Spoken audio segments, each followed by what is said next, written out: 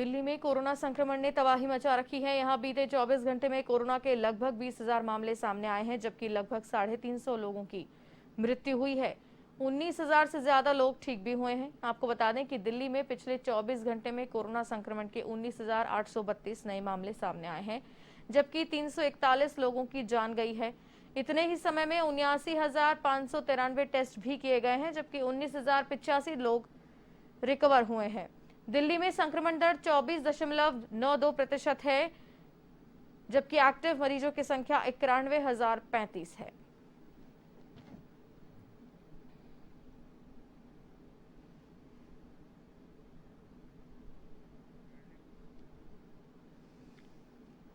देश की राजधानी दिल्ली में लगातार स्थितियां विकट नजर आ रही है। हालांकि समय समय पर पाबंदियां और सख्तियों को बढ़ाती जा रही है केजरीवाल सरकार, लेकिन जितना असर दिखाई देना चाहिए शायद उतना दिख नहीं पा रहा है।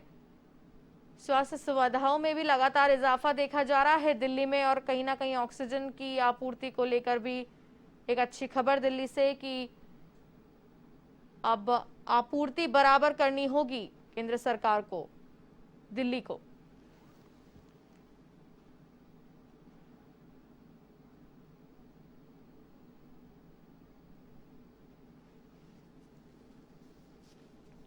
और दिल्ली में क्या कुछ चल रहा है जानेंगे एवं संवाददाता प्रीत किरण से। फोन लाइन पर जुड़ रही है हमारे साथ। जी प्रीत, बताएं। जी देखिए, दिल्ली में हालांकि लगातार जो पॉजिटिव रेट है वो गिरता जा रहा है। एक समय ऐसा दिल्ली में पिछले सप्ताह 32 से 33% पॉजिटिविटी रेट आ गया था, आज वो 24% दर्ज किया गया है। तो कहीं ना कहीं जो संक्रमण दर है वो कम हो रहा है। 19,000 नए मामले आए हैं कल पिछले 24 घंटों में।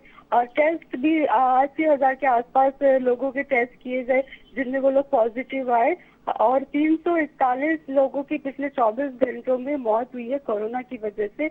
और यही रिकवरी की बात की जाए तो 19,085 जो पेशेंट्स हैं उन्होंने रिकवर किया है। तो ये अच्छे संकेत बता रहे हैं। जिस तरीके के दिल्ली में अभी जो आंकड़े सामने आ रहे हैं, होम आइसोलेशन के जो अभी तक ये कहा जा रहा था कि 52,000 के आसपास लोग जो है होम आइसोलेशन में, लेकिन अब सरकार के आंकड़े के अनुसार 50,425 लोग होम आइसोलेशन में हैं।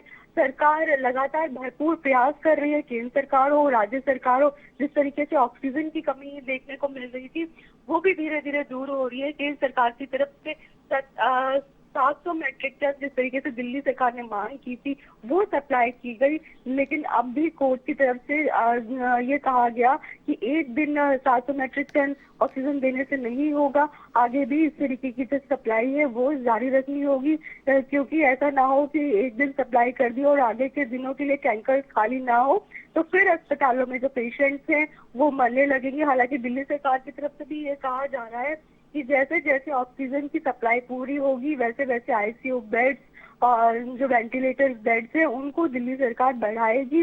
हालांकि जो लॉकडाउन है उसका परिणाम देखने को मिला है दिल्ली में। जो केसेस है दिल्ली सरकार की तरफ से वो कहा जा रहा है कि जो चेन ब्रेक करने की कोशिश की गई थी वो कहीं ना कहीं कामयाब होती हुई नजर आ रही है। जी जी प्रीत, इसके अलावा वैक्सीनेशन को लेकर क्या कुछ अपडेट है दिल्ली में? देखिए, वैक्सीनेशन कहीं ना कहीं अभी भी दिल्ली में दुरुस्त नहीं हो पाया है। लोगों को भीड़ का सामना करना पड़ रहा है।